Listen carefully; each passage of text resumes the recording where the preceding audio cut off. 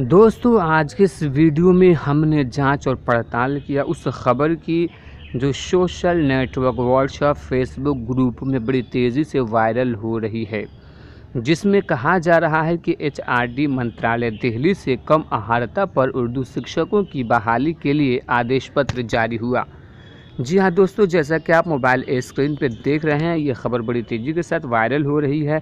तो आज की इस वीडियो में हम बताने जा रहे हैं कि इस खबर की हकीकत और सच्चाई क्या है।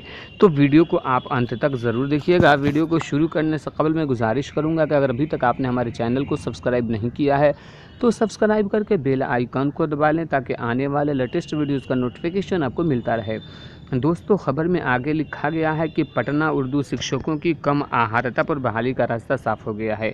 राज्य सरकार से 5% छूट की हरी झंडी मिलने के बाद अब केंद्र सरकार के एचआरडी मंत्रालय ने भी आदेश पत्र जारी कर दिया है।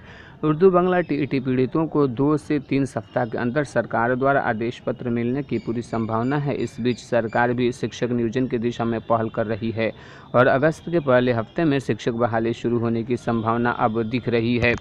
बिहार सरकार के तरफ से शिक्षा मंत्री कृष्णानंद वर्मा ने भी उर्दू बांग्ला शिक्षकों की बहाली के लिए हामी भर दी है।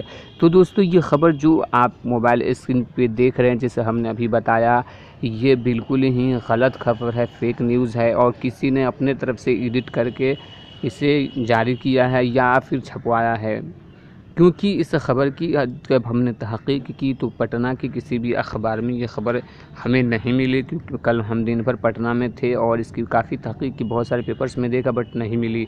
दूसरी तरफ हमने इसके ताल्लुक़ से मुफ्ती हसन रज़ा अमजदी का ऑडियो पिछले कल जारी किया था, सुनाया था वीडियो, जिसमें बताया गया था कि 2 से 3 दिन में हमारा फ़ाइल पटना पहुँचेगा और इसमें कहा गया है कि पहुँच सकता है। यानी कहीं ना कहीं इस पेपर के कट के ज़रिए हमारे बीच तफ़रक़ा और बेचैनी बढ़ाने की कोशिश की जा रही है।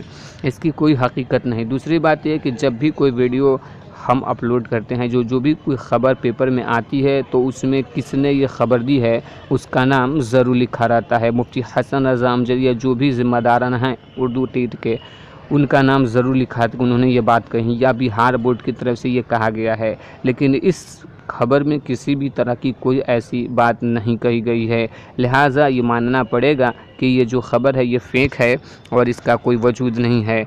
लेकिन दुआ हम यही करते हैं अल्लाह तबारक व तआला से कि ये खबर जल्द से जल्द जो झूठ है वो सच में तब्दील हो जाए और जल्द से जल्द उर्दू बांग्ला टेट पास शिक्षकों की बहाली का रास्ता साफ़ और आसान हो जाए। तो दोस्तों, ये वीडियो अच्छी लगी तो लाइक कर दीजिएगा और ज़्यादा से ज़्यादा लोगों तक इस वीडियो को शेयर करके इस झंझट से, उनके जहन के जो उलझन हैं, उनको दूर करने की कोशिश कीजिएगा।